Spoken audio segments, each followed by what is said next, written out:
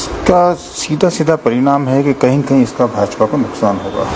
उनको ये भी उम्मीद थी कि मेरा टिकट नहीं कटेगा, लेकिन ऐन वक्त पर टिकट कटना तो उनके फॉलोअर्स को भी धक्का लगा और निश्चित तौर से उनको भी धक्का लगा। तो ये जग जाहिर है कि चंद्रभान सिंह आकिया और प्रदेश अध्यक्ष सीपी जोशी के बीच जो मन मुटाव की स्थिति वो आज की नहीं। उस समय तो शांत हो गया, लेकिन मन में दोनों के आपस में उस समय से टीस है और वो उसी टीस का परिणाम है। दोनों का मन मुटाव इतना है, दोनों के होने वाले नुकसान को दोनों एक दूसरे के लिए जिम्मेदार ठहरा रहे हैं।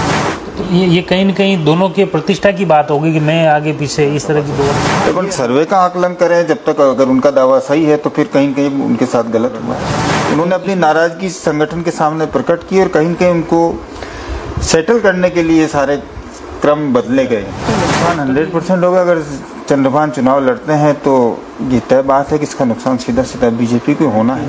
हम कहीं पार्टी से समझौता करें, हो सकता है कि निर्दलीय भी चुनाव लड़ना पड़े तो लड़े।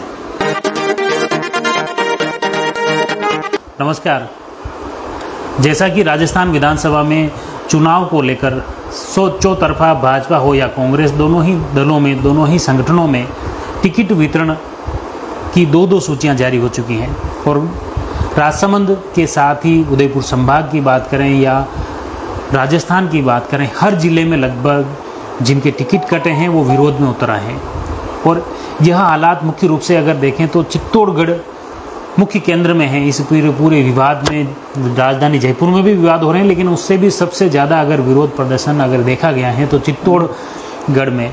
चित्तौड़गढ़ इसलिए भी खास है कि भाजपा के प्रदेशाध्यक्ष सीपी जोशी का गृह जिला है चित्तौड़गढ़, और चित्तौड़गढ़ सीट पर मुख्य रूप से आपको बता दें कि ये कहानी शुरू होती है राजसमंद से। राजसमंद सांसद है दिया कुमारी को टिकट मिलता है जयपुर के विद्याधर नगर में। वहाँ पर पहले से जो पूर्व उपराष्ट्रपति, पूर्व मुख्यमंत्री भैरों सिंह शेखावत के दामाद हैं नरपत सिंह राजवी, उनका टिकट काटकर सांसद दिया कुमारी को वहाँ से विधायक का चुनाव के लिए टिकट दिया जाता है। उसके बाद नरपत सिंह राजवी नाराज हो जाते हैं, नाराज होकर भाजपा से बगावत करते हैं और जैसे ही ये बगावत होती है तो भाजपा के प्रदेश प्रभारी अरुण सिंह उनके आवास पर पहुंचते हैं, डैमेज कंट्रोल के प्रयास करते हैं और उन्हें संकेत देते हैं कि दूसरी जगह उन्हें टिकट मिलेगा। और उसके बाद नरपत सिंह राजवी को चित्तौड़गढ़ से टिकट दिया जाता है।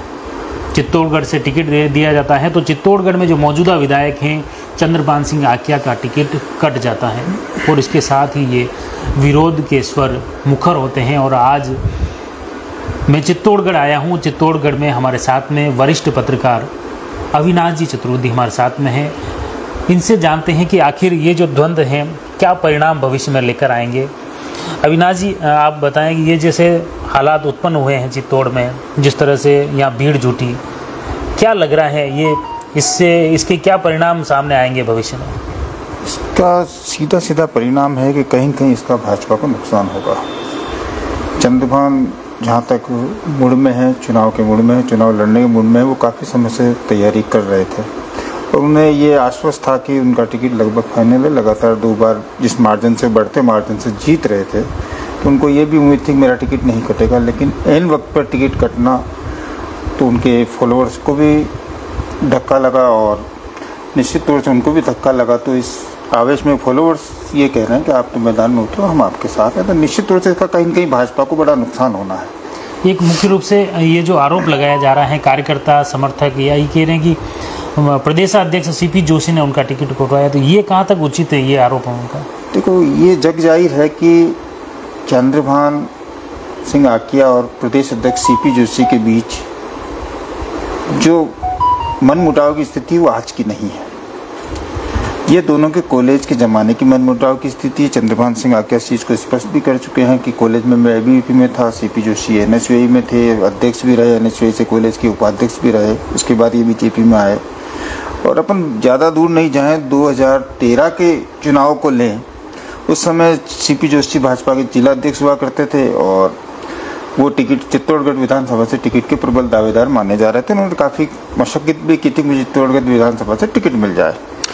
इसी बीच चंद्रभान सिंह आकिया का टिकट होता है। अचानक जब टिकट होता है, शाम के समय सूचना आती है, तो सीपी जोशी नाराज हो जाते हैं, उनके समर्थक नाराज हो जाते हैं और वो विरोध प्रदर्शन करते हैं। हालांकि वो विरोध प्रदर्शन चित्तौड़गढ़ और जयपुर तक ही पहुंचा, उसके बाद मामला शांत हो गया। लेकिन उस समय से कहीं न कहीं मन में आपस में दोनों की टीस थी। उसके बाद सीपी जोशी को जिस तरह से पूर्व मंत्री श्रीचंद कृपलानी ने मनाया, राजी किया, संगठन के लोगों को समझाया, सारी बात की, तो मामला उस समय तो शांत हो गया। लेकिन मन में दोनों के आपस में उस समय से टीस है, और वो उसी टीस का परिणाम है। दोनों का मनमुटाव इतना है, दोनों के होने वाले नुकसान को दोनों एक दूसरे के लिए जिम्मेदार ठहरा देते हैं। तो ये कहीं न कहीं दोनों के प्रतिष्ठा की बात होगी कि मैं आगे पीछे इस तरह की दौड़। हाँ, ये 100% प्रतिष्ठा की बात है, क्योंकि सीपी जोशी के जो फॉलोअर्स हैं, जो नज़दीकी लोग हैं, वो भी टिकट मांग रहे थे चंद्रभान के खिलाफ। सामने खड़े होकर अपने परिवर्तन संकल्प यात्रा में इस चीज़ के होर्डिंग्स देखे हैं, सारी चीज़ें देखी है। तो कहीं कहीं उनको लग रहा था, ये लगातार पिछले कई महीनों से चंद्रभान को भी एहसास हो रहा था कि कहीं कहीं मेरा टिकट ना कट जाए। तो ये चीज़ें ठीक है, चर्चा हो रही है, लेकिन कहीं अपन सीधे तौर पर प्रदेशाध्यक्ष को इसके लिए जिम्मेदार ठहरा सकते हैं क्या? इनमें पार्टी का सर्वे भी होता है, कई तरह की चर्चाएं होती है, स्क्रीनिंग कमेटी होती है। जहाँ तक सर्वे की बात है तो चंद्रभान सिंह आकिया और पार्टी के जो कार्यकर्ता हैं वो ये दावा कर रहे हैं कि सर्वे में चंद्रभान सिंह टॉप पर थे, पहला नंबर उन्हीं का था। उनके मुकाबले में सर्वे में कोई भी नहीं था चित्तौड़गढ़ विधानसभा से। तो अपन सर्वे का आकलन करें, जब तक अगर उनका दावा सही है तो फिर कहीं कहीं उनके साथ गलत हुआ। तो इसमें यूँ इनके अलावा कोई दावेदार भी तो नहीं था? नहीं, दावेदारी और लोगों ने भी कर रखी थी, जैसे सीपी जोशी के नज़दीकी हर्षवर्धन सिंह है, एक दो लोग और भी थे, उन्होंने भी दावेदारी कर रखी थी। अच्छा, ठीक। लेकिन उस दौड़ में नरपत सिंह राजवी का नाम नहीं था? नरपत सिंह राजवी का नाम उस दौड़ में नहीं था। नरपत सिंह राजवी को उस समय ये भी पता नहीं था कि मेरा विद्याधर नगर से टिकट कट जाएगा और अचानक मुझे कहीं शिफ्टिंग करनी पड़ेगी। और नरपत सिंह राजवी का जब तक ये दूसरी लिस्ट जारी नहीं हुई, जब तक भी कोई नाम ऐसा नहीं था मेरे को चित्तौड़गढ़ से विधानसभा चुनाव लड़ना है। उन्होंने अपनी नाराजगी संगठन के सामने प्रकट की और कहीं कहीं उनको सेटल करने के लिए सारे क्रम बदले गए हैं। तो ये सेटलमेंट का जो है ना, मतलब दावेदार को, प्रत्याशी को खुश करने के चक्कर में नुकसान नहीं होगा बीजेपी का? नहीं, नुकसान 100% होगा। अगर चंद्रभान चुनाव लड़ते हैं तो ये तय बात है कि इसका नुकसान सीधा सीधा बीजेपी को होना है। बाकी तो पार्टी ने अब तक इनके डैमेज कंट्रोल के प्रयास नहीं किए, इनके समझाइश के? सूत्रों के मुकाबले कहीं कहीं इनको समझाइश के प्रयास भी किए गए हैं, लेकिन जो इनके कार्यकर्ता हैं, इनके संगठन से जुड़े लोग हैं, वो इस चीज़ को तैयार नहीं हो रहे हैं कि हम कहीं पार्टी से समझौता करें। हो सकता है एक निर्दलीय भी चुनाव लड़ना पड़े तो लड़े। बिल्कुल, धन्यवाद अविनाश जी। मुख्य रूप से आपने देखा चित्तौड़गढ़ जो कि भाजपा में जहां घमासान मच रहा है, क्योंकि आपको पहले ही बता दिया कि यहाँ पे भाजपा के प्रदेशाध्यक्ष सीपी जोशी हैं और चित्तौड़गढ़ विधानसभा सीट पर ये घमासान हो रहा है। यहाँ पर कहीं न कहीं ये देखा जा रहा है कि चित्तौड़गढ़ में सीपी जोशी और चंद्रभान आकिया के बीच कहीं न कहीं शुरू से एक अपनी प्रतिष्ठा को लेकर ये दोनों ही दौड़ में, राजनीतिक दौड़ लगा रहे थे और उसी दौड़ में प्रदेशाध्यक्ष बनते हैं। और प्रदेशाध्यक्ष के बाद अचानक इनका जो टिकट कटता है उसमें इनके समर्थकों का, इनका खुद का ये आरोप है कि उन्होंने राजनीतिक द्वेषता से सीपी जोशी ने उनका टिकट कटवाया है। इनके आरोप की कितनी सच्चाई है ये तो भविष्य के गर्त की बात है, उनकी बात है। लेकिन फिलहाल जो वातावरण बन रहा है चित्तौड़गढ़ या उदयपुर संभाग या राजस्थान में, उस वातावरण के हालात को हम आप तक पहुंचा रहे हैं, उसी पर हमने चर्चा की थी। हम इसी तरह अन्य कार्यकर्ताओं से भी बातचीत करेंगे, वो बात भी आप तक पहुंचाएंगे। आप जुड़े रहिए जयवर्धन न्यूज के साथ। धन्यवाद। The Maruti Nandan grand, Nathdwara स्थित एकमात्र ultra luxurious 5 star hotel. Rajsamand जिले की एकमात्र 5 star hotel the Maruti Nandan grand में भोजन की स्वादिष्ट थाली अब सिर्फ 290 रुपए में। श्रीनाथ जी की नगरी नाथद्वारा में इस सुनहरे अवसर का आनंद अवश्य उठाएं।